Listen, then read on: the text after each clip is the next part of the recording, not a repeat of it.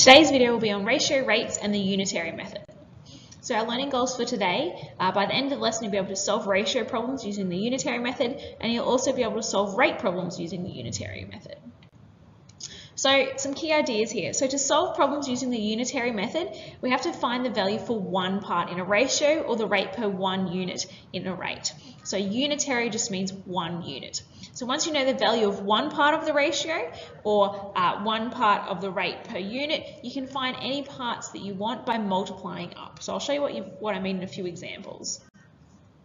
So an example for ratios, find one part of the ratio. So the ratio of cars to motorbikes is 35 to 2 and there are 6 motorbikes. Okay, so we're going to find the value of one part.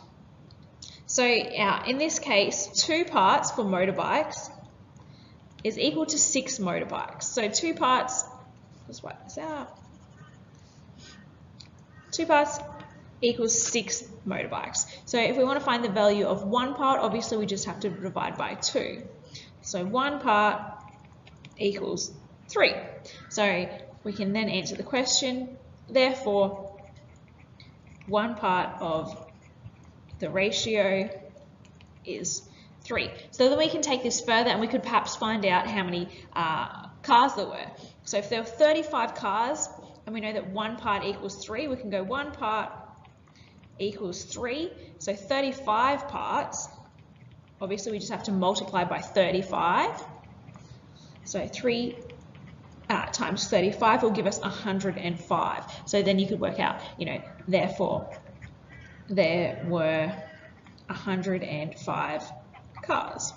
So that's how we could use the unitary method, so finding the value of one part to solve some problems. Okay, rates. Find the value of the rate per 1 unit. So Gregory earns $64 for a 4-hour shift at work. So we're going to find the value of 1 unit. So it's $64 for 4 hours. So we're going to work out how much it is for 1 hour. So obviously we just have to divide by 4.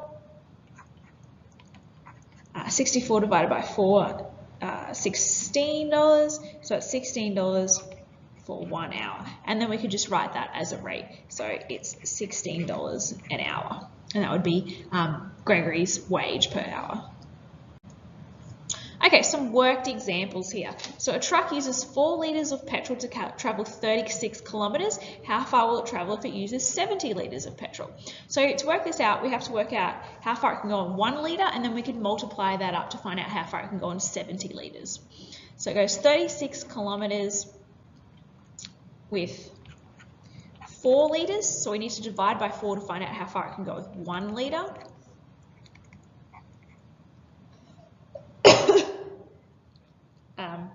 So that's 9 kilometres with 1 litre, and then we want to find out how far it can go in 70 litres, because that's what the question asks us. So we're going to multiply by 70.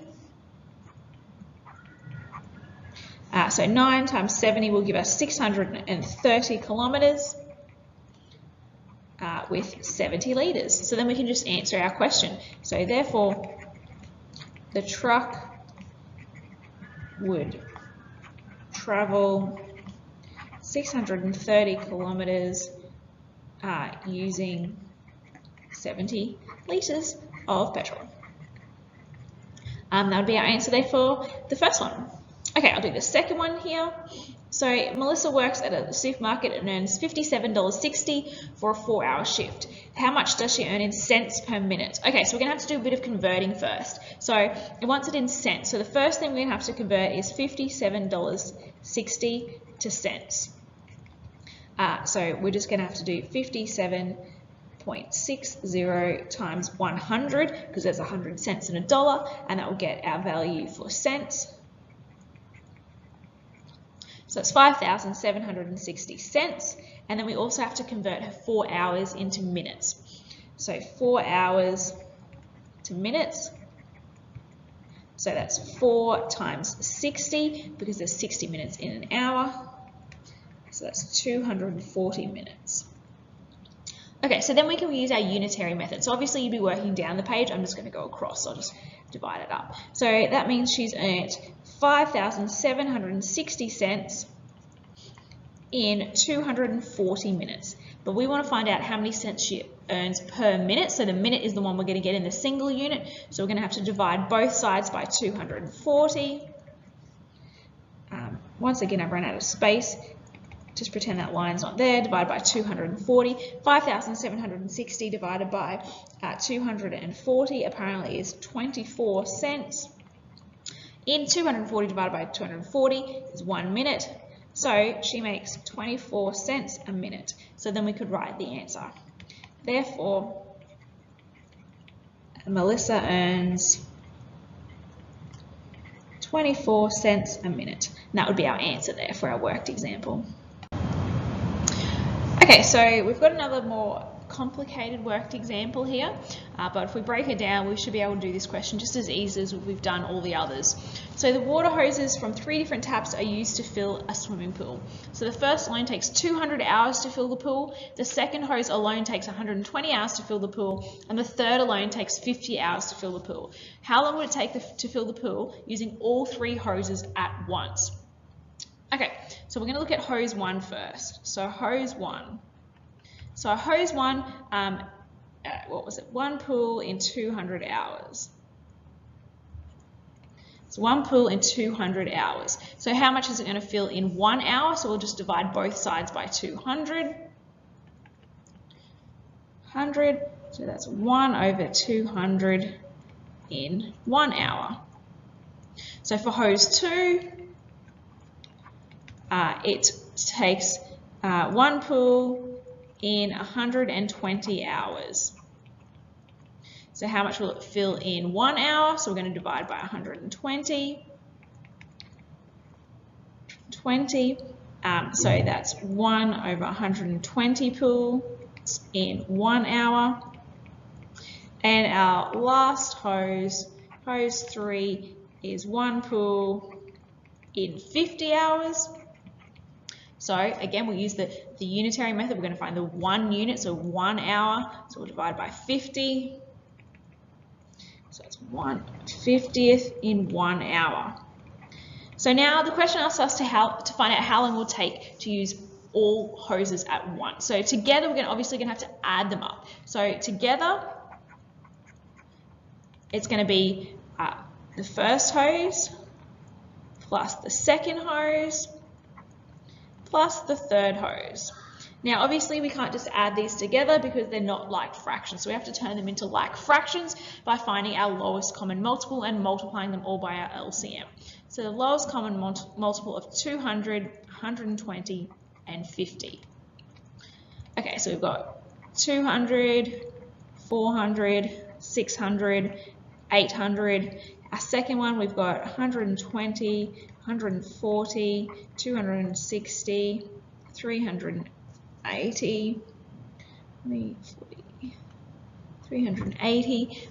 And our lucky last one there. Sorry, that's not right. Where did I go wrong? 240.